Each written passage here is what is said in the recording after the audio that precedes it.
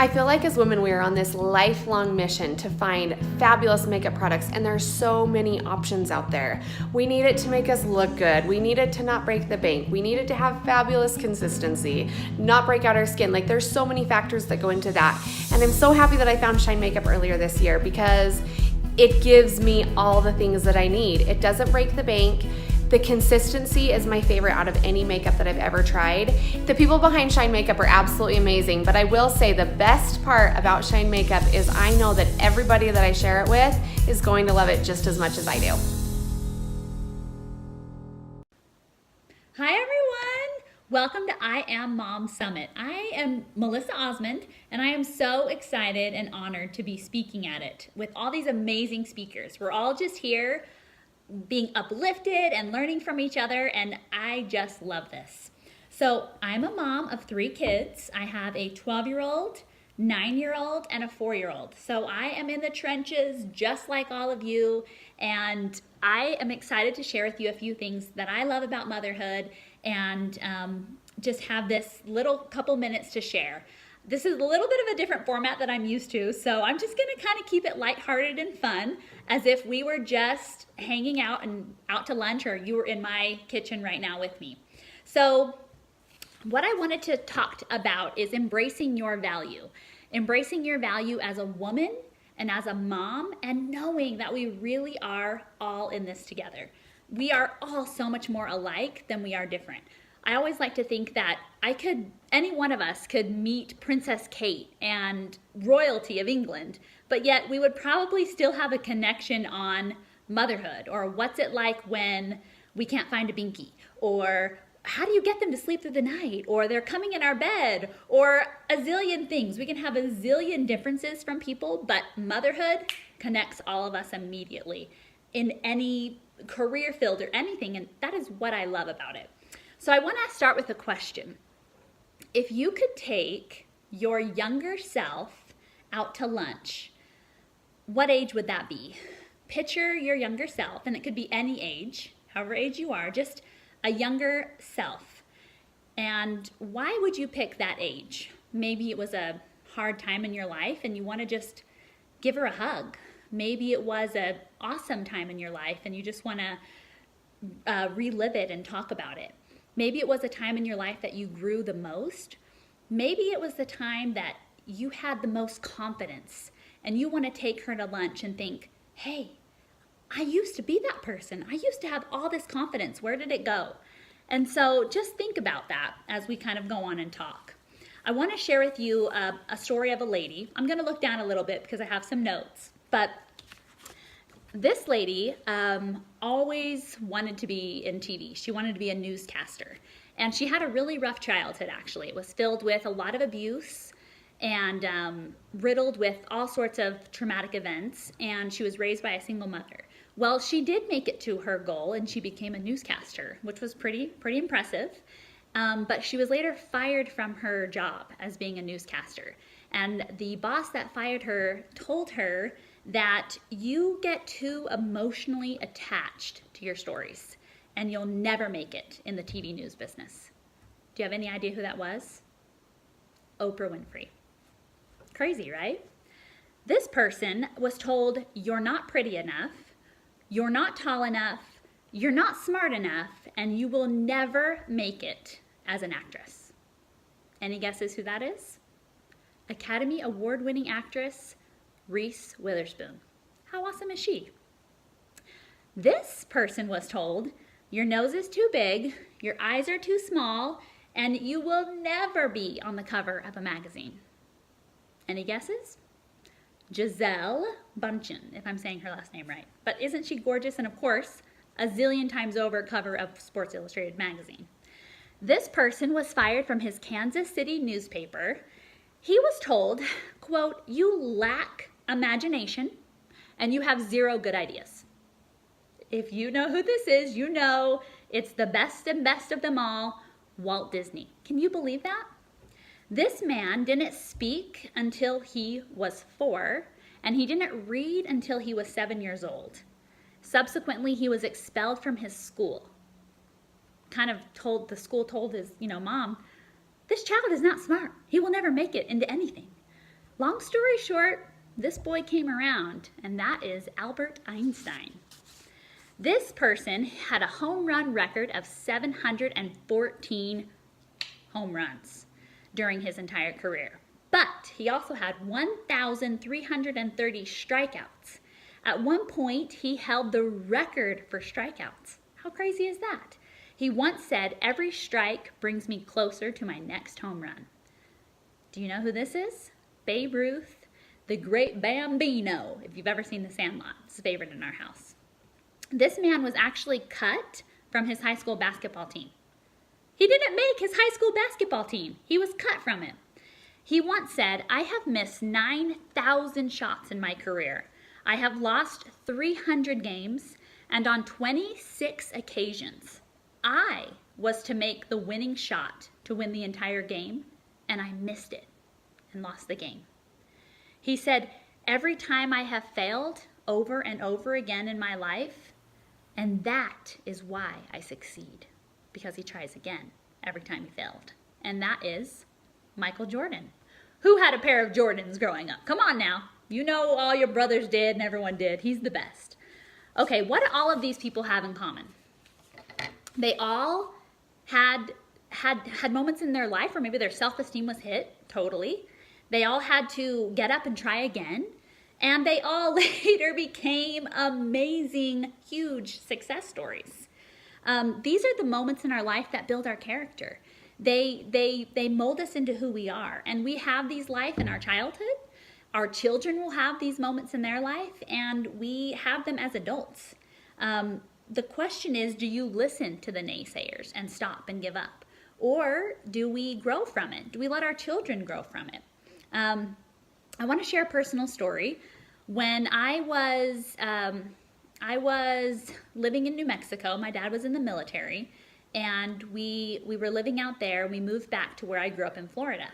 I had never taken like a cheer or dance class before, and I went out for the cheerleading team in my junior high school, and I made it. Honey, I never had a professional day of a dance class or anything, but I'm pretty convinced I made it because I had a lot of energy and excitement, and they could tell I really wanted it. So I made the cheer squad, and it was a huge accomplishment, my little world. I was 12 years old going out for the 7th grade squad. And so I made it, and it was awesome. And so then the next year we had tryouts again, and I went out for the squad again after having a great year on cheerleading. Well, there was 2 parts to it. There was the judges vote, and then there was a student body vote, and then they would put those together, and then they would get their squad. Well, I passed the judges vote, and it was great. And then I had the student body vote, which, you know, as a young 13-year-old girl, that's a pretty scary, brave thing to even do that. I mean, that requires bravery and chutzpah. And so I went out for it and did the cheers. You know, we were the Wildcats, black and yellow, yeah. And so went out for the cheer squad. We got the results, and I didn't make it. I didn't make my 8th grade cheer squad. And I came home, and to make matters worse, my darling, beautiful, amazing mom had my entire room and the outside of our house with a congratulatory sign. Congrats! Cheerleading! My whole room had streamers of black and yellow for the Wildcats. Balloons everywhere. Congratulations! Flowers! All these things. But yet, I didn't make it. I guess my mom didn't see it coming, and we didn't think that I wouldn't make it because I had been on the squad before. And so I was devastated as a young girl, and I had to learn early on, you know, those moments happen in your life. So I went back to school, and then the very next day I came home. I'm sure my mom felt awful that she had decorated, even though she was being such an amazing mom. I came home, and on my bed was something I'll never forget. It was this little, I know it's backwards in the thing, but just to give you an idea, it was like a construction paper and this little writing. And, you know, back then we didn't have Pinterest. My mom, we didn't have computers, really. We didn't have anything like that. So she had to find this little thing in a book take it to a store. We didn't have a photocopier. Make a copy of it, glued it on construction paper, put all this love and energy into it, and put 2 little like flowers by it. And what it was the story of Abraham Lincoln, and it was Portrait of an Achiever. And it said all the times that he failed in his life. 1831, he failed in business. He went bankrupt. 1832, he was defeated for legislator. 1835, his sweetheart and fiance died. 1836, he had a nervous breakdown. 1836, he was defeated in an election. 1843, defeated for U.S. Congress. 1846, defeated for U.S. Congress. 1848, defeated once again for the U.S. Congress. 1855, defeated for the U.S. Senate. 1856, defeated for the U.S. Vice President. 1858, defeated again for the U.S. Senate. Abraham Lincoln, 1860, was elected the President of the United States of America. You cannot fail unless you quit. And, it's one of those things where I've never forgot. And I'm sure as a 13-year-old girl, I can guarantee you, I don't think I went up to my mom and gave her a big hug and said, "Mom, thank you so much. I know that this is going to direct my path and help me in everything I do in my life." I didn't say that. I'm sure I just probably did a classic 13-year-old rolled the eyes. But the power of motherhood in that moment, that my mom, she did that. And it did, I'm 37 now, and I still remember that moment. And it did direct my path. It did make me realize you don't fail unless you quit. You keep trying. I mean, look what this president went through, and he never quit. And it was a powerful moment, and it's a powerful moment for me where I think, oh my gosh, we do these things for our kids. Does it really get through? Are they listening? Even when they 100% roll their eyes, or they, you don't even think like you're getting through, you're getting through. They listen, they care, and it's going to stay with them, those moments, to take that time and to have those teaching moments. And that's the power of motherhood. And it did impact my life immensely, and I've never forgotten it. I did later get on the cheer squad because there was like a cool opportunity that it opened up again. I guess the voting was different. I don't know. I can't remember if there was 2 more spots opened up and I was right there, but I was invited to come back on the squad. So that was another moment that my mom could have been like, "No, if you didn't make it the first time, then you're not going this time." That you were gracious and you just went on, and I had a blast, and it was an awesome learning experience in my young life. And I've had plenty of continual moments where I've had to dig deep and realize these things happen to you and they build your character. And look at all these other amazing people that moments of that you think at the time is failure, but it's not. I really love, if you've ever seen the documentary Billions for Change. It's by the founder of the 5-Hour Energy drink. I'm not much of a drinker of that. I've never even tried it. But when I saw this documentary, it was incredibly empowering. He obviously kind of came from nothing and created this amazing multi-billion-dollar business.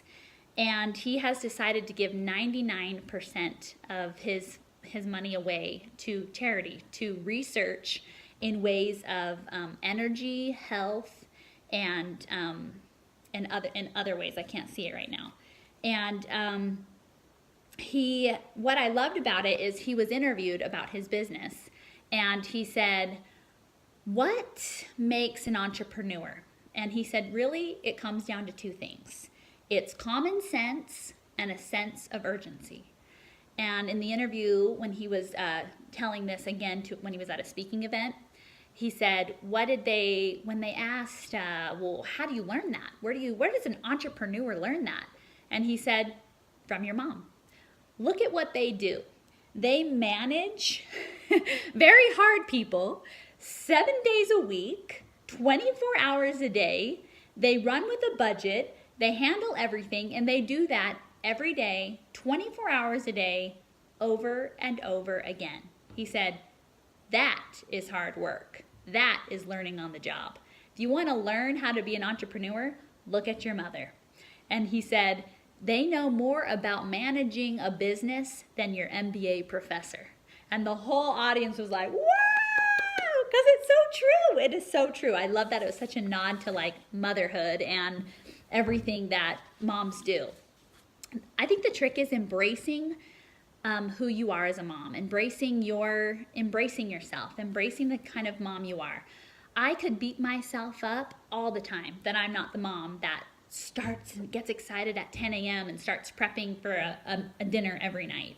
I'm just not that mom, and I have beat myself up about it, and I've had to kind of let it go. That's not where I shine. I am the type of mom, I will open up my house and you can bring every single friend in the neighborhood and I do not care. They can go in our pantry, they can go in the fridge, they can play in the basement. I love having the party house. It's what I love. I love taking my kids, and I'll take them anywhere, and as many as I can fit in the car, I'll take. That is where I shine. That's what I love is in motherhood. But I am not a great I am a decent cook. I just am not something I love to do. And if I think of mom guilt, that's the first place that I'm going to beat myself up. And you have to let that go. I think we all have something that we want to beat ourselves up about. And in the movie Blindside, Sandra Bullock's character, I love when she said, if I get my kids, I pack them up in the car, and I drive them to the restaurant, that is a home-cooked meal. That is a home-cooked meal. So I think you have to just embrace it, laugh about it, and then get creative on how you're going to work with maybe what you don't love. So I've learned how to embrace freezer meals. I find a company and I can make them, and I can stock up the freezer. I've done meal swap groups. I just get creative so I can still grow in ways that I'm not maybe shining the most. And the truth is, your kids love you for who you are. I will never forget when I was at the bus stop with my now 12-year-old. He rode the bus and he was in kindergarten. And I'm sure there was something more going on in my life at the time, as we all go through those things. And I mean, it's first thing in the morning, so I looked awful, but I stood out with him at the bus stop, and I had like probably pajamas on, mascara running down my face, rat's nest hair. And I'm standing at the bus stop, and I'm just like, I remember saying something like, oh, I'm such a mess. And I think I even said, I'm such a mutt. And then I said, oh, well, I'm not doing anything. And my little 5-year-old looked at me and he said, I don't think you look like a mess, Mom. And you're my mom, and that's the best thing that you can do. And I just couldn't believe that he had that tender little heart to say that. And it was the sweetest little moment. And it's so true. They don't care where you are weak or what you're not doing as far as comparing to what other moms are doing. They love you. They want you to be their mom. They love who you are.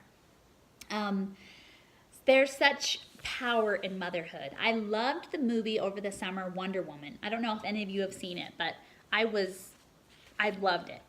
It talked about I just love how moms will go to any degree to protect their babies, to protect their family from the dangers of the world. And we do live in a crazy time. We all do. I mean, this motherhood job in this day and age, it's not an easy battle to fight. And in that movie, it just made me think, yes, it's a battle. We're all fighting as moms. We are in this together, not one of us. It doesn't matter what kind of mom you are. If you want to do organic food or drive-through or whatever, all the silly things that we get caught up about. We all want our babies safe. We all want our family protected and safe, and we will go to any measure to do that as moms. We are united in that front. And I loved when it talks about, maybe it's, in my mind, I thought maybe it's the women. In these crazy times that we're raising our kids today, maybe it's women that are the real wonder. Maybe it's us that are going to be empowered against the evil of the world, that we can stand up to it by raising our children and by standing strong with how we're going to do it. I walked out of that movie and I thought, you know what? I am never gonna say I'm just a mom. It's so much bigger and stronger than that. I mean, it is huge, and I know that we can't even comprehend it right now. But I just love every mother unites that we would be devastated when danger comes our way into our home. No mother wants that. No mother wants that. We are united on that. In the movie, I loved at the end when she's fighting, who is it, the god of Ares? And she said this, I'm going to read it. Even if everyone is telling you that something wrong is something right, even if the whole world is telling you to move, it is your duty to plant yourself like a tree. Look them in the eye and say, no, you move. I am Diana, Queen of the Amazons. In the name of all that is good, your wrath upon this world is over. Wonder Woman. And that's what I think about when I think of Wonder Woman and the role that we play as mothers. I wasn't going to share this, but I think I'm going to share this part. I told you that I went to New Mexico. My dad was in the military. When we moved out there, it was because I just want to get to the point that no family is perfect. And I know we logically know that, but I know that we all get caught up in thinking these things about our life. Oh, I don't do this, or I don't do that, or I'm going through all this and no one knows about it, or I have these struggles and they seem great. And no family is perfect. And I think it's just important to hear it, even though logically we know it. Every family has issues. And that is honestly how we unite. We unite in our weaknesses. We unite in how we've been through hard things, not the perfection. When we were living in New Mexico, our family, I grew up with 6 kids. Our family was hit by intense tragedy. My oldest brother was killed in a car accident when I was 10 years old and he was 17. Every bit as devastating as you could possibly imagine. It rocked our family to the core. It was an awful time in our family's life. And when I think about that time, it's been 27 years. My parents told us immensely one thing: we will be all together forever. We will see our brother again. And I believed them. And I held on to that thought, and I knew it was true. But when I think now as a mom, that time in my life, I think about it's every mother and father's absolute worst nightmare. There's nothing worse. And to think that all that they wanted to do, I'm sure, was to climb into their bed and pull the covers over their head and never get out. But they had 5 kids to take care of. And they couldn't do that. They couldn't. And that is the power of parenthood, the power of motherhood.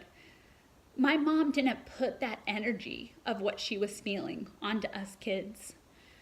We still had moments where we were able to laugh again and have joy. I knew that there was a lot more tears in our home and a lot more crying.